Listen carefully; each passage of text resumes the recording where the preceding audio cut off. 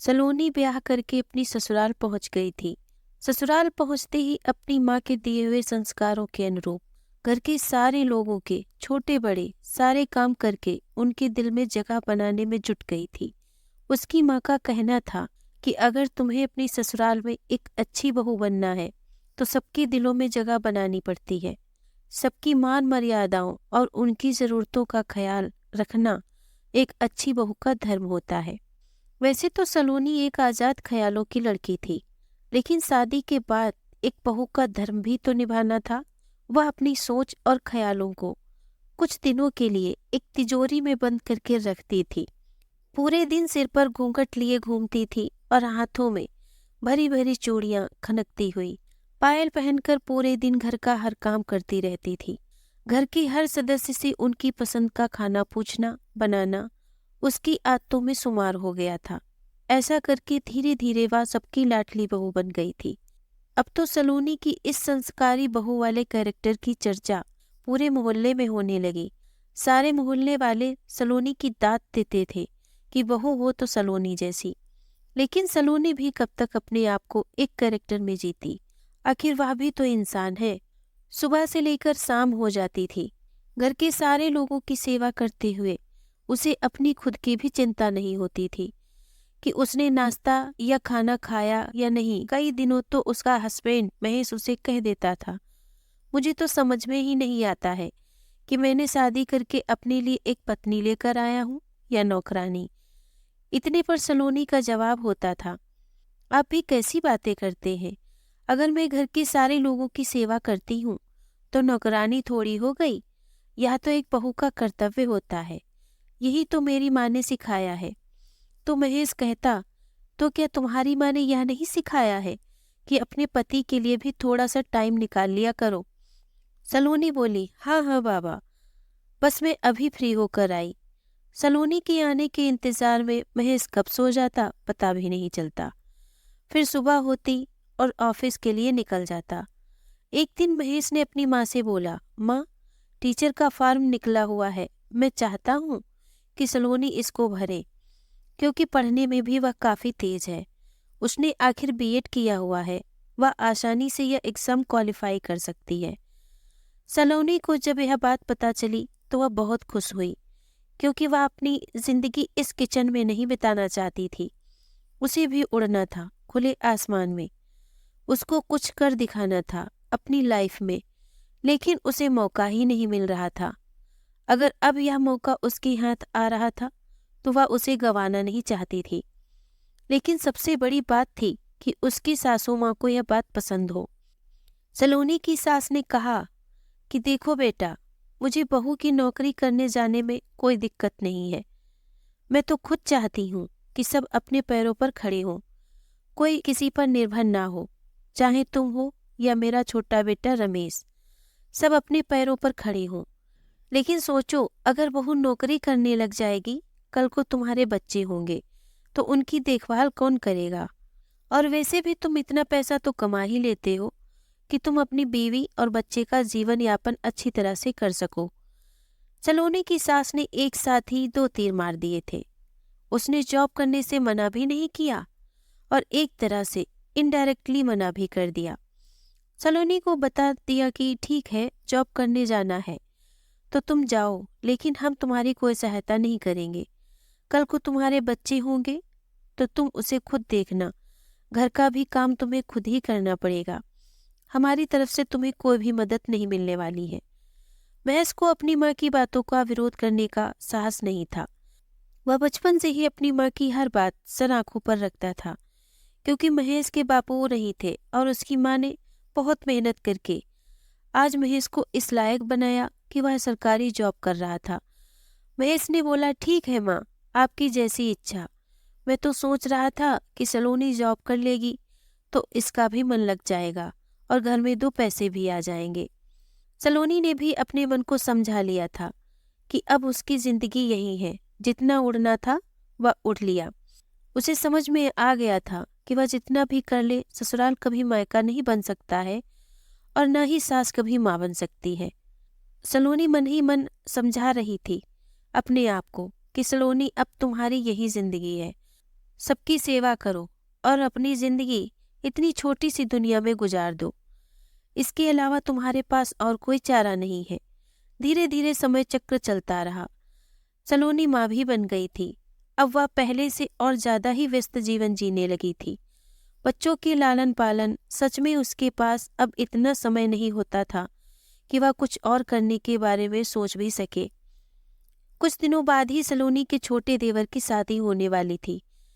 सलोनी को ऐसा लगा कि चलो छोटी देवरानी घर आएगी तो उसे घर के कामों से मुक्ति मिलेगी और वह फिर से कुछ अपने लिए और अपने बारे में सोच पाएगी। ऐसे ही सपने संजोने लगी। सलोनी का देवर सॉफ्टवेयर इंजीनियर था। इस वजह से उसकी शादी भी एक सॉफ्टवेयर इंजीनियर लड़की से ही तय हो गई थी। लड़की वाले भी काफी अच्छे खासे अमीर थे। उन्होंने तो शादी सिर्फ उसके देवर के जॉब को देखते हुए तय किया था, वरना कोई भी इस घर में इतना अमीर आदमी अपनी लड़की नहीं ब्याहता। सलोनी की देवर की शादी हो गई। देवरानी भी घर आ गई। उसकी देवरानी का नाम था गीता। गीता दहेज में इतना सारा सामान लेकर आई थी कि सबकी आंखें फटी की फटी ही रह गईं। इतना सामान भी कोई दहेज में देता है क्या? गीता भी अपने माँ बाप की इकलौती बेटी थी और खुद भी पहले से सॉफ्टवेयर इंजीनियर थी, तो पैसे की कोई कमी थी ही नहीं। उसके माँ बाप ने खुलकर दहेज दिया था। घर में आते ही गीता सबके लिए स्पेशल गिफ्ट पैक लेकर आई थी। उसने अपने इस मोह माया जाल में सारे घर वालों को बांध लिया था। सलोनी को यह बात समझ आ गई थी कि गीता के आने से उसके जीवन में कोई बदलाव नहीं आने वाला है। सुबह होते ही मेरी सासू माँ ने आवाज लगाई कि सलोनी, एक चाय का कप गीता के कमरे में भी रखाओ। यह बात सलोनी को बिल्कुल भी अच्छी नहीं लगी, क्योंकि थी तो आखिर वह भी जेठानी, उसकी भी कुछ पद प्रतिष्ठा थी। लेकिन यह क्या, यहाँ तो छोटी बहू को आगे सारे घर वाले आगे पीछे घूमने लगे, जैसे वह इस घर की कोई बहू नहीं बल्कि महारानी हो। सुबह सोकर जगने के बाद सिर पर घूंघट रखा था और ना ही साड़ी पहनी थी। वह नाइटी में ही कमरे से बाहर निकल गई थी। लेकिन किसी को भी इस बात से ऐतराज नहीं था कि गीता ने साड़ी क्यों नहीं पहनी है, बल्कि सब उसकी और तारीफ करने में लगे थे। वाह भाभी, क्या नाइटी है, ऐसी नाइटी हमें भी दिला दो। ऐसे शब्द अपनी ननद के मुंह से सुनते हुए मुझे भी जलन सी महसूस होने लगी। मुझे याद है आज भी वह दिन जब मैं एक दिन सिर्फ सलवार सूट पहन ली थी। घर में ऐसा लगा जैसे कोई भूकंप आ गया हो। मैंने कोई अजीबोगरीब ड्रेस पहन ली हो। सासू माँ ने सबसे पहले ही टोक दिया कि बहू, यह तुम्हारा ससुराल है, मायका नहीं। कोई देखेगा तो क्या कहेगा कि तुम ससुराल में साड़ी की बजाय सलवार सूट पहनकर घूम रही हो। लेकिन यहाँ तो गजब हो रहा है। देवरानी नाइटी पहन के घूम रही है, फिर भी सब तारीफों के पुल बांधे जा रहे हैं। मुझे समझ आ गया था कि दहेज की ताकत। शादी के एक सप्ताह बाद ही गीता की ऑफिस की छुट्टी समाप्त हो गई थी। वह अगले मंडे से अपने जॉब जाने के लिए सासू माँ से बात कर रही थी। सासू माँ ने उसे एक बार भी नहीं कहा कि तुम अभी जॉब क्यों करोगी, तुम्हें पैसे की क्या कमी है, मेरा बेटा तो इतना पैसा कमाता ही है। बल्कि उसे और प्यार से बोली, हाँ हाँ बेटी, तुम जरूर जाओ, वैसे भी घर में इतने सारे लोग हैं, तुम्हें किसी भी चीज़ की चिंता करने की ज़रूरत नहीं है। और हाँ, नाश्ता और लंच में जो ले जाना हो वह सलोनी को बता देना, वह तुम्हारे लिए तैयार कर देगी। सलोनी ऐसा देखकर मन में यही सोच रही थी कि क्या यह वही मम्मी है जब मेरी बारी आई थी तब तो उन्होंने साफ मना कर दिया था जॉब जाने के लिए, और एक गीता को कितनी सपोर्ट कर रही हैं। मुझे समझ आ गया था कि दहेज वाली बहू के इज्जत भी ससुराल में कुछ ज़्यादा ही होती है। गीता सचमुच की सॉफ्टवेयर इंजीनियर थी। वह दिमाग से इतनी तेज थी कि मम्मी को प्यार से हर बात भी मनवा लेती थी और उनको पता भी नहीं चलता था। गीता जींस टॉप पहनकर अपने ऑफिस जाने के लिए तैयार होकर जैसे ही कमरे से बाहर निकली, सबने उसके तारीफों के पुल बांध दिए। सलोनी की सास ने आवाज लगाई, बहू, गीता की लंच पैक हो गया क्या? जल्दी से दे दो, देर हो जाएगी जाने में। मैं भी बिना कुछ सोचे समझे आदर्श बहू की तरह लंच बॉक्स गीता को पकड़ाते हुए बोली। गीता बोली, थैंक यू भाभी, आप इतना सपोर्ट करती हैं मुझे, भगवान करे सबको जेठानी ऐसी ही मिले। वह अपनी सास को पैर छूने के बजाय गले मिलकर चली गई।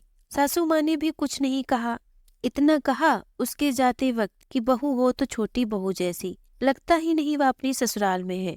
सलोनी को बिल्कुल समझ नहीं आता कि वह जो भी करती है सबको उसमें एक संस्कारी बहू के गुण चाहिए, और यह गीता तो सबसे काम भी करवा लेती है और उसे कोई प्रॉब्लम भी नहीं। शाम को ऑफिस से भी लेट नाइट ही आती थी। बस आते वक्त बाहर से कुछ खाने पीने की चीजें खरीद कर ले आती थी। उसी से घर वाले सारे खुश हो जाते थे। मैंने भी अब ठान ही लिया था कि मैं कोई इस घर की नौकरानी नहीं हूँ जो सबकी सेवा खातिरदारी करती रहूं। मुझे भी हक है जीने का, कुछ अपने मन की करने का। एक दिन डिनर के समय मैंने आखिर अपनी सासू माँ को बता ही दिया था कि देखिए सासू माँ, गीता को आए हुए अब 6 महीने से ज्यादा हो गए, उसे इस घर के भी कुछ काम तो करना चाहिए। गीता उसी समय तुरंत बोली, भाभी आपने एक बार भी बताया क्यों नहीं कि आपको किचन में तकलीफ होती है। मुझे लगा आपको अच्छा लगता है, इस वजह से मैं आपको डिस्टर्ब करने के लिए किचन में नहीं आती थी। ठीक है, शाम को कल से सबके लिए डिनर हम ही बनाएंगे। गीता ने उस दिन तो अपनी वाहवाही लूटने के लिए बोल दिया था कि अगले दिन वह डिनर खुद ही बनाएगी, लेकिन वह आज तक अपने लिए कभी चाय तक नहीं बनाई थी।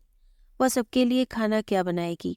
रात को सोते वक्त अपने पति से कहने लगी कि देखो, मैंने बोल तो दिया है कि कल से डिनर बनाऊंगी, लेकिन तुम्हें तो पता है कि मुझे तो चाय भी बनानी नहीं आती। तुम कल ऑफिस से जल्दी घर आ जाओगे और किचन में मेरी मदद करोगे खाना बनाने में। गीता के पति ने बोला, हाँ ठीक है, मैं आ जाऊंगा। अगले दिन शाम को किचन में गीता और उसका पति खाना बनाने में लगे हुए थे। तभी सासू माँ ने आवाज दी, बेटे तुम किचन में क्या कर रहे हो? खाना बनाना औरतों का काम है, तुम बाहर आओ। इतना सुनते ही गीता के होश ठिकाने आ गए थे कि अगर उसका पति नहीं रहेगा तो वह इतने लोगों का खाना कैसे बना पाएगी। गीता परेशान होकर किचन में इधर से उधर घूम रही थी। सलोनी दूर से ही सारा नजारा देख रही थी और मन ही मन मुस्कुरा रही थी। अब आया ऊंट पहाड़ के नीचे, लेकिन उससे भी रहा नहीं गया। सलोनी के अंदर के संस्कारी बहू आखिर जाग ही गई। वह किचन में आकर गीता को बोली, चलो मैं भी तुम्हारे साथ हाथ बटा देती हूँ। गीता ने सलोनी को इतना सपोर्ट करते हुए देख गले लगा लिया और बोली कि भाभी सच में आप बहुत महान हैं। गीता को जब यह पता चला कि सलोनी को टीचिंग करने का बहुत शौक है, लेकिन वह अपनी सास के आगे कुछ बोल नहीं पाती है। गीता ने सलोनी से बोला कि भाभी जरूरी थोड़ी है कि आप स्कूल में ही पढ़ाने जाओ। अपनी छत के ऊपर का कमरा तो वैसे ही खाली पड़ा रहता है, उसमें सिर्फ कबाड़ ही रखा हुआ है। क्यों न हम उसकी साफ सफाई कर दे और आप उसमें ट्यूशन पढ़ाना शुरू कर दो। सलोनी बोली, लेकिन ऐसा मम्मी जी करने देंगी तब तो। गीता बोली, इस बात की चिंता आप भाभी मुझ पर छोड़ दो, मैं मम्मी को मना लूंगी। अगले दिन गीता अपनी सास के बगल में आकर बैठ गई और अपनी सास से बोलने लगी कि सासू माँ, मेरा सर दुख रहा है, प्लीज थोड़ी सी मालिश कर दीजिए ना। ऐसा देख सलोनी के तो होश ही गए कि गीता ऐसा कैसे कर लेती है।